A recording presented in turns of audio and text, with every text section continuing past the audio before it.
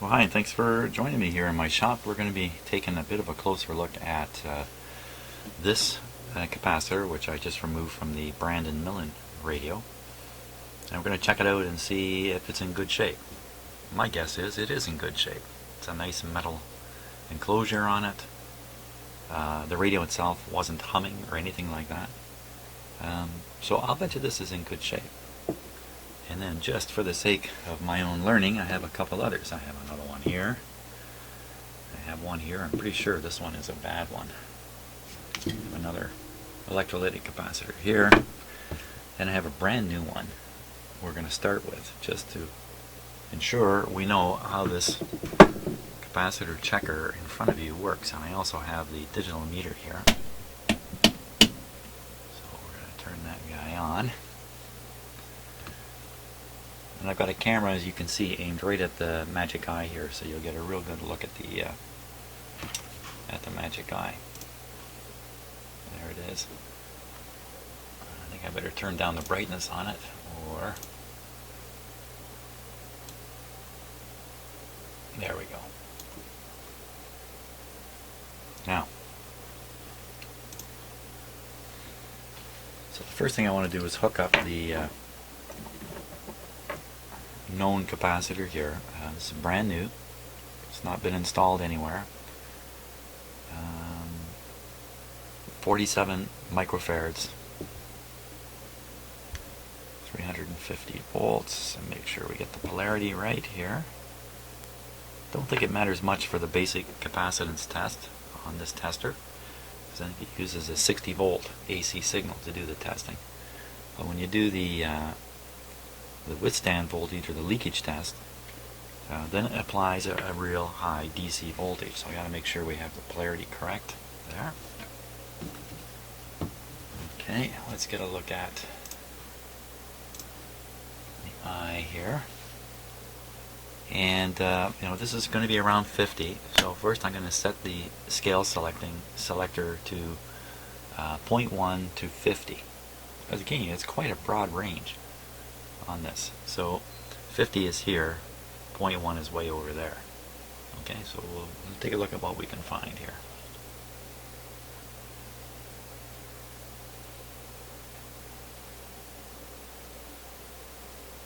Well, it doesn't open up, but that looks like the spot right there.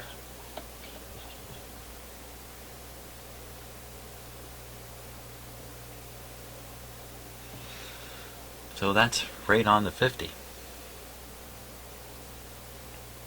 So there's another scale here, and these scales all overlap at the ends. So the 50 occurs in another location. Let's just try another one here.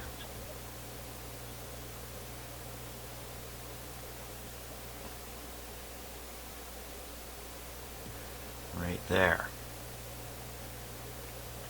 This time the scale we're on is right inside here, and that's a 70.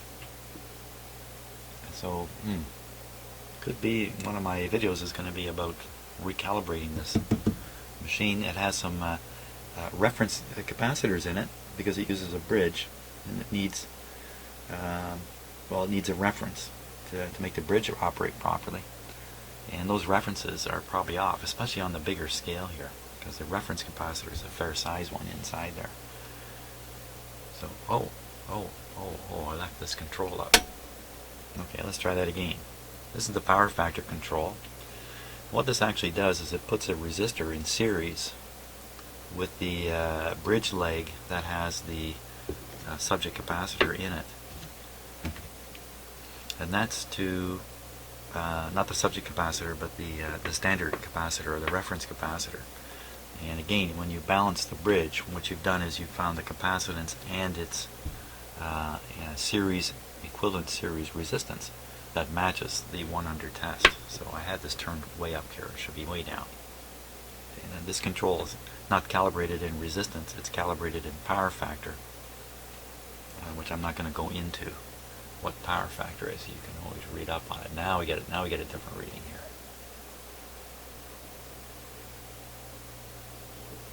Okay, so right there. Now we're reading 20, 25, about 27 on this scale. Okay, we'll check it out on the other one.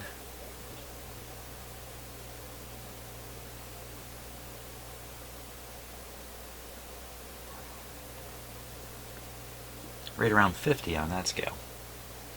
Now, then I would expect it to be 50. Now, what would the equivalent resistance of this brand new capacitor be? Almost zero.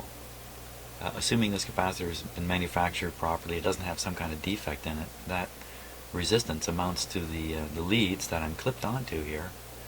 The connection between the leads and the foil, if I can call it a foil, inside the capacitor, and the foil itself, which is a fairly large capacitor, so it's a fair bit of foil in there. See if we add any resistance, the eye closes a bit, so we won't bother with that. So there we are. So there's what a test should do with a good capacitor. Oh, maybe I should do the leakage test here too with this guy. Okay, so we'll switch over to the leakage test. First shot will be 25 volts. Now, see how quickly it closed when I turn the control, and how quickly it opens when I let go. Let's go 150 volts. I checked the voltages on these last night actually. 25 is actually 40. 150 is actually 145. 250, 350, and 450 are right on the money. They're exactly as they say. Up to 250. This capacitor is rated for 350.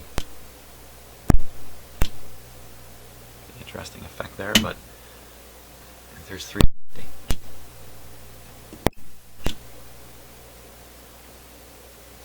So there we go. That's a good capacitor.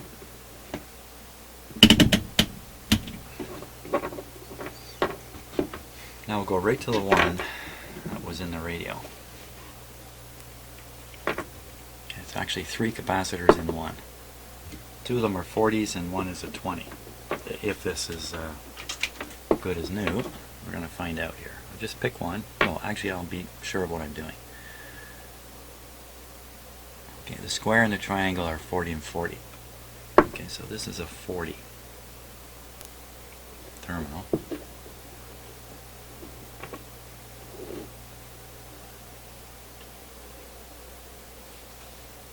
Okay, now let's see, we're on the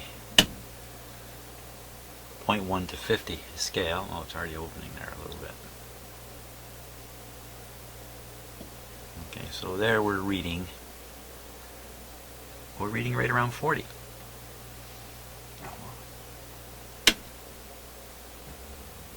The ESR only reduces the opening, so the internal resistance, and I hate using that term with a capacitor because it's a little confusing. So let's go on this other scale here. Whoops.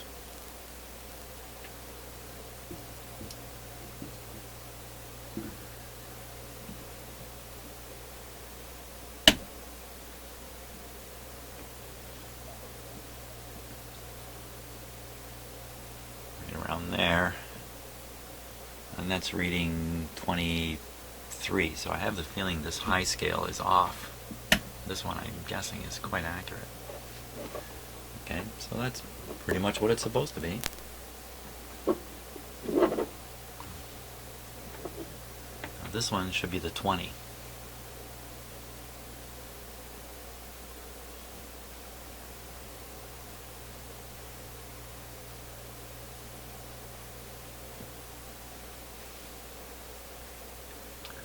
So there we're reading 50, right around 20. Just about exactly right. Once again, I'll put a little resistance in here, and it just closes the eye. It's not helping at all.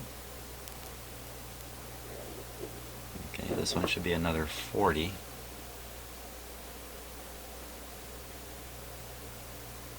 There it is. Right around the 40 mark. So it's testing very accurately on here. Now, the last time I was testing capacitors, they were all little paper wax capacitors.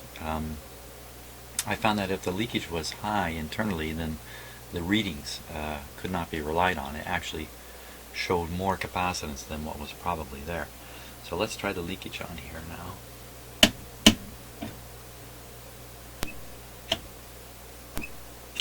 Pretty good. That's 150 volt.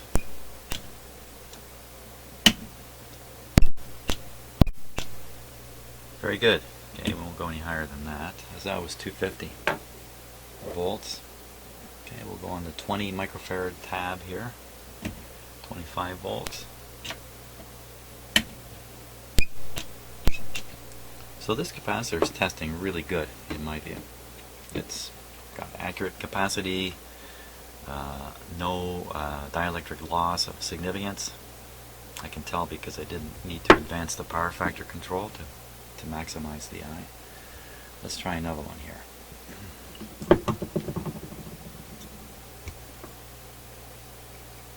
Okay, so this one is a 8080 capacitor.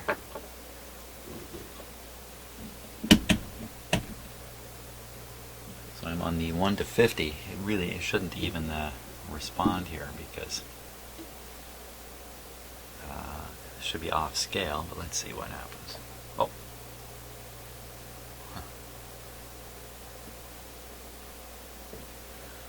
Okay, so that's reading around 50 on that scale. And we'll apply a little bit of... This just closes the eye.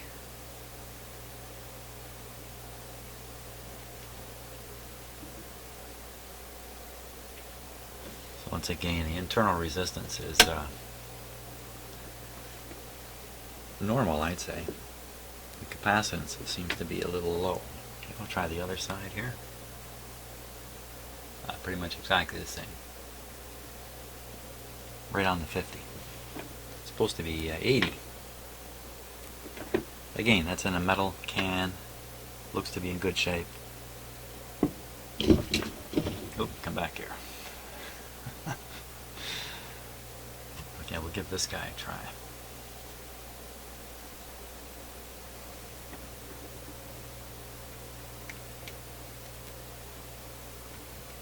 I haven't tried the electronic meter, have I?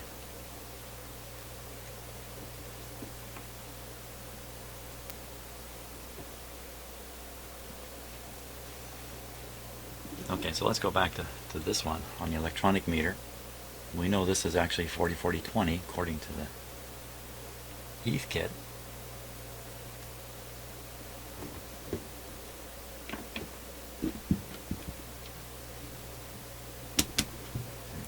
Should see 40 here.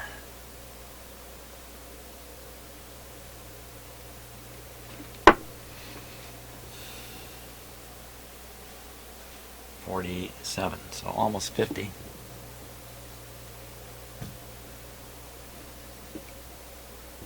Should see pretty much the same thing here. 43, and then this last one we should see somewhere around 20. 26. So interesting, the two testers agree. They didn't agree on a lot of those paper capacitors before. Okay, so let's go back to this one now. We're back to this yellow one.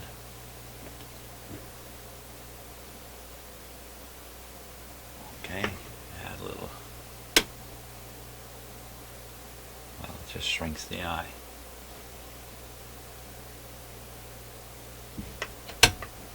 So there's no significant resistance in this capacitor, and it's measuring 50 again. Geez, they all measure 50. What's it supposed to be? 100. Wow. Okay, so this guy's way off from his. Let's go on the other scale. I'm up near the end of the one scale, and things get a little wonky on instruments when you get to the end of towards the end of the scale.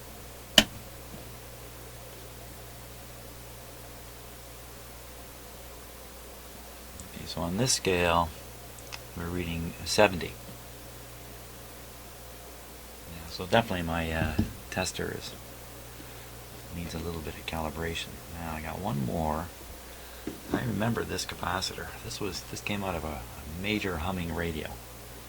I expect this to be bad.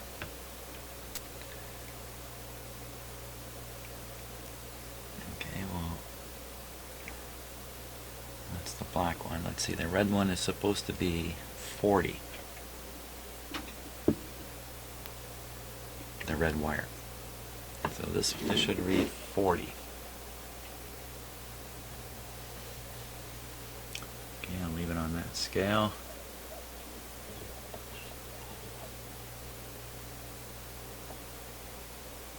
Nothing.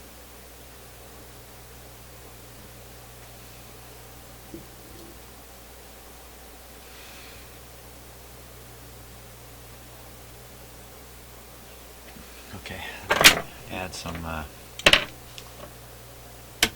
resistance here.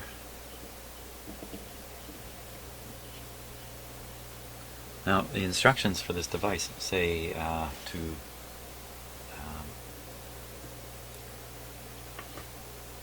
operate these two controls together. It's kind of a weird thing.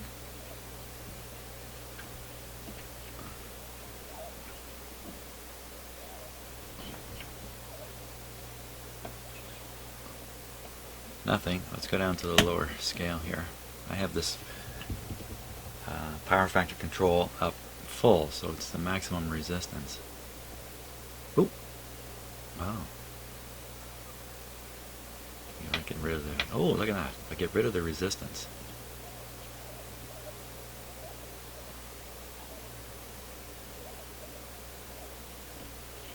Add it in about halfway here. You can see a slight dimming. I don't know if that's visible on camera or not, but there's a slight dimming right in here. A little more resistance. Okay, so now I'm getting a capacitor reading, if you want to believe the machine, not very much. Let's see, I'm on the 0.1 to 50 scale.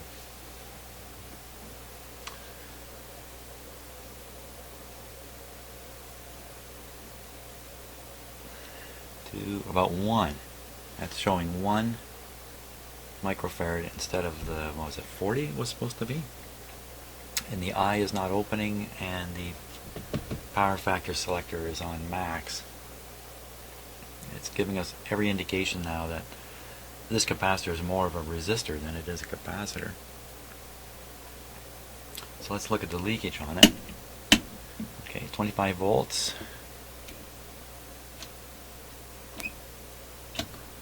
So it's like okay.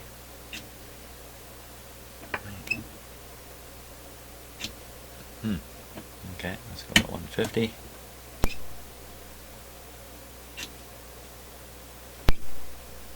Well, it's maintaining a gap. 250. Still showing a gap. But obviously there's some leakage through there. Let's try another section on this capacitor here.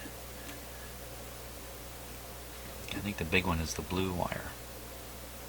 100 microfarads on the blue wire.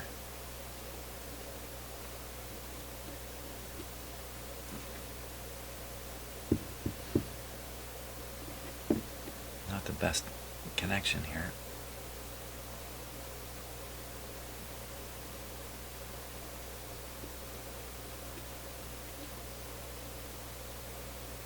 There we go. Okay. Should be 100, so I should find it on this scale. ESR or power factor 0. Nothing. Okay, power factor up. Let's put it full.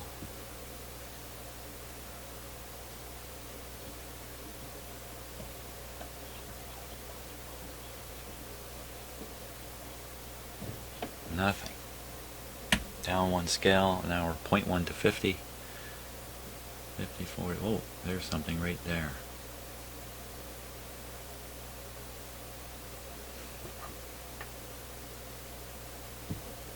Yeah, if I reduce the power factor control, it Just gets rid of what little opening that the eye is trying to do there. It still has an overlap. It's not quite opening. So again, another indication of a very bad capacitor.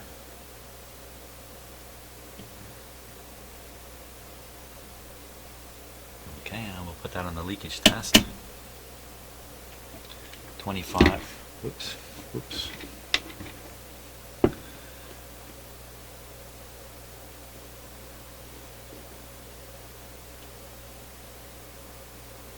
Grab the clip lead while this thing is switched to leakage, but no voltage is applied until I rotate that knob. Okay, there we go.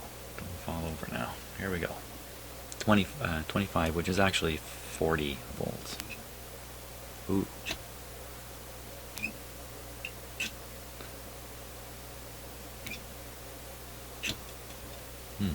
Okay, let's go to 150. Very high leakage on this.